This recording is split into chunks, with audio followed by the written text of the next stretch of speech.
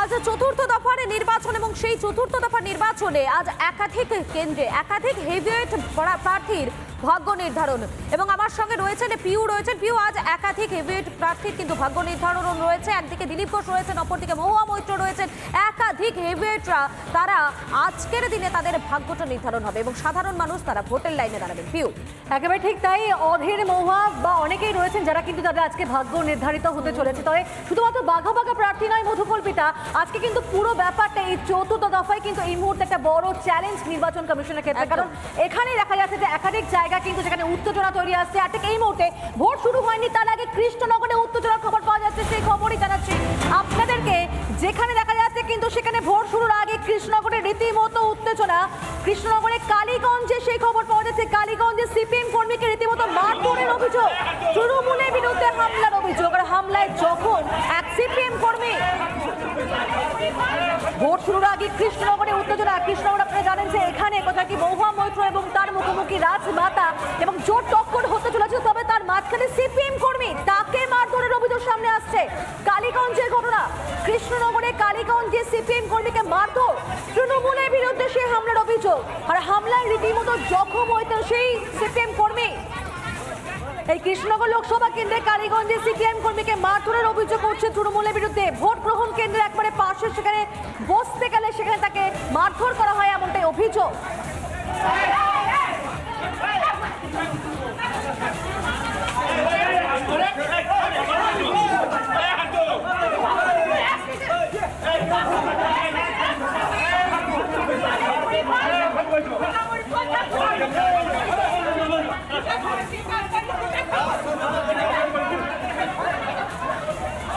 আপনারা তো সিপিএম কর্মীকে কি বলছেন শুনবো। চাড়ে পেয়েছিলাম যে আমার তার জন্য আমরা টিএমসি দোষীর আমাকে মিলিয়েছি। ওই চাড়ে পেয়েছিলাম যে আমার তার জন্য আমরা টিএমসি দোষীর আমাকে মিলিয়েছি।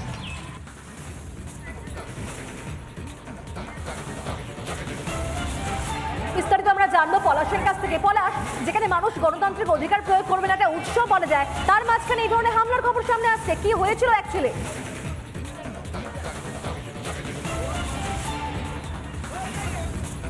একদমই দেখো, ঘটনাটা হচ্ছে কালীগঞ্জ থানা এলাকার যে ৩ নম্বর বুথ, অর্থাৎ একদিকে যেরকম রাজ পরিবারের সদস্য অমৃতা রায় বিজেপির প্রার্থী, ঠিক তার পাশাপাশি যে বহিষ্কৃত মহুয়া সেও কিন্তু তৃণমূলের প্রার্থী। আর এখানে আরেকটা রয়েছে হেভিওয়েট প্রার্থী SM সাদি, অর্থাৎ বামফ্রন্টের যে প্রার্থী। আর এখানে কালীগঞ্জ ব্লকটা দীর্ঘদিন যাবৎ সিপিএমের একটা শক্ত ঘাঁটি। আর এখানে যারা সিপিএম কর্মী আছে তারা টেন্ট করার জন্য যে একটা মঞ্চ, সেই মঞ্চ বানাতে গেছিল। আর তাতেই আক্রোশ ওঠে শাসক দলের। কোনো রকম তারা ছাড়া অন্য কোনো দলকে কোনো রকম টেন্ট করতে দেবে না। আর যার ফলে দু দলের মধ্যে প্রথমে কথা কাটাকাটি, তারপরে বচসা, হাতাহাতি। এমন অবস্থা যে গণতন্ত্র প্রয়োগ করতে গেলে তাদের মাথা ফাটাতে হচ্ছে, তাদের মাথা ফাটিয়ে দেওয়া হচ্ছে, রক্ত বেরোচ্ছে, পুরো অস্বস্তিকর একটা পরিবেশ। সকালবেলা 7 সকালে ফার্স্ট পোলিং হওয়ার আগেই যদি এই ধরনের ঘটনা ঘটে, আভি তো পিকচার বাকি হয়। অর্থাৎ এখনো কিন্তু বেলা শেষ হয়নি। আরো কি কি ঘটনা যে ঘটতে চলেছে জেলায়, তার সাক্ষী থাকবে গোটা রিপাবলিক বাংলার দর্শক, রাজ্যের দর্শক।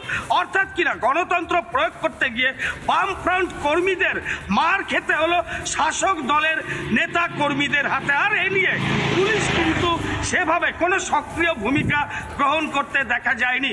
যদিও পর্যাপ্ত পরিমাণে কেন্দ্রীয় বাহিনী থাকলেও তাদেরকে এই ধরনের কাজে বা এই গন্ডগোল থামানোর যে একটা চেষ্টা বা উদ্যোগ সেভাবে কিন্তু চোখে পড়েনি। এখন শুধু একটাই দেখার যে এখনো বেলা অনেক গড়ানো বাকি আছে। সেই কেন্দ্র বা এই কেন্দ্রগুলিতে পুলিশ বা রাজ্য পুলিশ বা কেন্দ্রীয় বাহিনী আরও কতটা সক্রিয় ভূমিকা গ্রহণ করে এবং যারা ভোটার, যারা গণতন্ত্র প্রয়োগ করতে আসবে, তারা যেন স্বাচ্ছন্দ্যে এবং নির্ভয়ে যাতে ভোট দান করতে পারে তার ব্যবস্থাগুলো করে কিনা সেদিকেই কিন্তু এখন তাকিয়ে থাকতে হবে মধুকল্পিতা। একেবারে পলাশ, তোমার সঙ্গে আমি পিউ ছিলাম এবং এখানে একটা বড় প্রশ্ন আশঙ্কা তৈরি হচ্ছে, যেখানে সবেমাত্র ভোট শুরু হলো এবং তারপরে সকাল সকাল যদি এই ছবি হয় তাহলে সারাদিন কি হবে। ধন্যবাদ তোমাকে। মধুকল্পিতা, দেখতেই পাচ্ছে যে একেবারে সকাল সকাল যে খবর আমরা পেলাম, কৃষ্ণনগরে সেখানে হামলা করা হলো সিপিএম কর্মীর দিকে এবং সেখানে রীতিমতো তিনি গুরুতরভাবে জখম হলেন। একেবারে পিউ, এবং আমরা শুধুমাত্র কৃষ্ণনগর নয়, রাজ্যের বিভিন্ন প্রান্ত যে সমস্ত জায়গাতে ভোট গ্রহণ রয়েছে সেই সমস্ত জায়গা থেকে কিন্তু একাধিক অভিযোগ উঠে আসছে।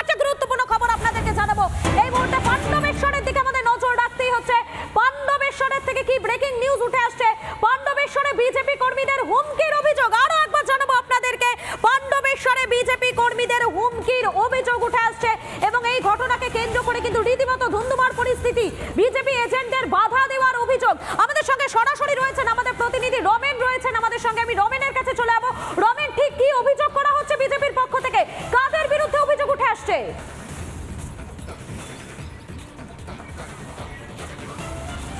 দেখো, আসানসোল লোকসভার অন্তর্গত বিলপাহাড়ি এলাকায় হরিপুর ভন্ডালে হরিপুর পঞ্চায়েত, এবং সেখানে যেটা জানা যাচ্ছে গতকাল রাত থেকে বিজেপি কর্মীদের উপর একটা আক্রমণের ঘটনা ঘটেছে, এবং আজ সকাল থেকে বিজেপি কর্মীরা যখন বুথে যায়, 26 নম্বর বুথে যখন বসতে যায়, তাদের বসতে বাধা দেওয়া হয়, এবং যে সমস্ত বিজেপি এজেন্ট ছিল তাদেরকে বাড়ি বাড়ি গিয়ে এখন হুমকি দেওয়া হচ্ছে, এমনটাই অভিযোগ করা হচ্ছে বিজেপির পক্ষ থেকে।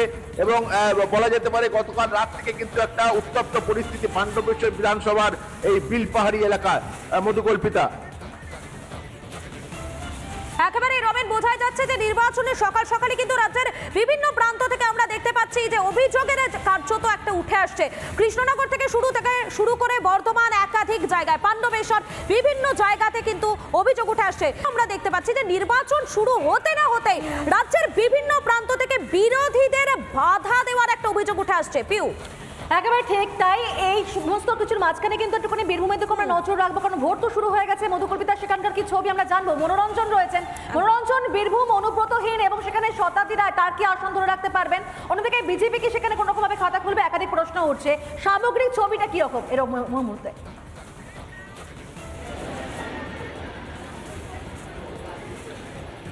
দেখো, তোমায় বলে রাখি যে বীরভূমে আমি যে বুথে দাঁড়িয়ে রয়েছি, যে প্রেমিসেসের মধ্যে, এখানে 4টি বুথ রয়েছে। সকাল থেকেই দেখো ভোটারদের কিন্তু লম্বা লাইন। তোমায় হিন্ট দিয়ে রাখি, আমাদের রিপাবলিক বাংলা দর্শক যারা রয়েছেন তাদের হিন্ট দিয়ে রাখি যে শতাব্দী রায় 3বারের সাংসদ, তিনি এবারও কিন্তু ভোট ময়দানে, এবং তার উপর তৃণমূল কংগ্রেস যেমন একদিকে ভরসা রাখছে, অন্যদিকে দেবতনু ভট্টাচার্য হেভি ওয়েট প্রার্থী, যিনি এতদিন বিজেপির সংগঠনটা দেখতেন, তাকে সরাসরি নামিয়ে দেওয়া হয়েছে ভোট ময়দানে এবং তিনি প্রার্থী হয়েছেন। স্বাভাবিকভাবে কিন্তু বীরভূম কেন্দ্রে ভোটের লড়াই কিন্তু জমজমাট, এবং সকাল থেকেই ভোটাররা কিন্তু ভোট দিতে দাঁড়িয়ে পড়েছেন। ঠিক 7টা বাজলেই ভোট গ্রহণ শুরু হয়ে যাচ্ছে, এবং এরই মধ্যে এই যে 4টি ভোট গ্রহণ কেন্দ্র রয়েছে, দেখো তুমি দেখতে পাচ্ছ, আমার ভিডিও জার্নালিস্ট দেখাচ্ছে, এবং এখানে একাধিক নতুন ভোটাররা যেমন রয়েছেন, সেরকম সন্ন্যাসীরাও রয়েছেন। এবং আমি প্রথমে এক নতুন ভোটারের কাছে যাওয়ার চেষ্টা করবো এবং তার সাথে কথা বলার চেষ্টা করবো। প্রথমবার ভোট দিচ্ছ, কেমন লাগছে? ভালোই লাগছে। অ্যাকচুয়ালি আমি শিলিগুড়িতে থাকি, শুধুমাত্র লোকসভা ভোট দেওয়ার জন্য আমি শিলিগুড়ি থেকে এসেছি, তো বেশ ভালো লাগছে। ভোট দেবো প্রথমবারের জন্য। ভোট দেবে কেন? এটা নাগরিকত্বের একটা প্রমাণ, সবারই ভোট দেওয়া উচিত, এটা মিস করতে চায় না, তো সবারই দেওয়া উচিত বলে আমার মনে হয়। নতুন ভোটার তিনি বলছেন যে প্রথমবার তিনি ভোট দিচ্ছেন এবং এটা নাগরিকত্বের প্রমাণ। আমি আরও এক সন্ন্যাসীর কাছে যাওয়ার চেষ্টা করবো এবং তার সাথেও কিন্তু কথা বলার চেষ্টা করবো। দেখো, সবার মধ্যে কিন্তু একটা উদ্দীপনা, দেশের সব থেকে বড় ইলেকশন এবং সব থেকে বড় নির্বাচনে আমরা রয়েছি মেগা কভারেজ নিয়ে। বলছি, ভোট দিতে এসেছেন, কেমন লাগছে? ভালো লাগছে। কেন ভোট দেবেন মানুষ? কেন দেবে সেটা কি বলবো, আপনার ব্যক্তিগত ইচ্ছা তার। দেশ গড়ার ক্ষেত্রেও তো হ্যাঁ, নিশ্চয়ই দেশ গড়ার ক্ষেত্রে ভোট দেওয়া উচিত সকলের। অর্থাৎ সবার কিন্তু ভোট গণতান্ত্রিক অধিকার এবং সেই গণতান্ত্রিক অধিকার প্রয়োগ করা উচিত। এবং তোমায় বলে রাখি, মধুকল্পিতা এবং পিউ দুজনকে বলে রাখি, এই মুহূর্তে আমি যে খবরটা পাচ্ছি যে নলহাটি শীতল গ্রাম, সেই শীতল গ্রামে বিজেপির পক্ষ থেকে অভিযোগ করা হচ্ছে যে তাদের যে পতাকা, সেই পতাকা কিন্তু পুকুরের জলে ফেলে দেওয়া হয়েছে, এবং তাদের অভিযোগের আঙুল কিন্তু তৃণমূল কংগ্রেসের দিকে যাচ্ছে। আমরা এই মুহূর্তে খবর পাচ্ছি এবং কিছুক্ষণের মধ্যে সেই ছবিও আমরা তুলে ধরবো। এই মুহূর্তে শুরু হয়ে গেছে, তার মাঝে একেবারে অভিযোগও সামনে আসছে। তবে লালমাটির জেলায় কিন্তু কারা একেবারে সেখানে রাজত্ব করবে সেটা সবচেয়ে বড় প্রশ্ন।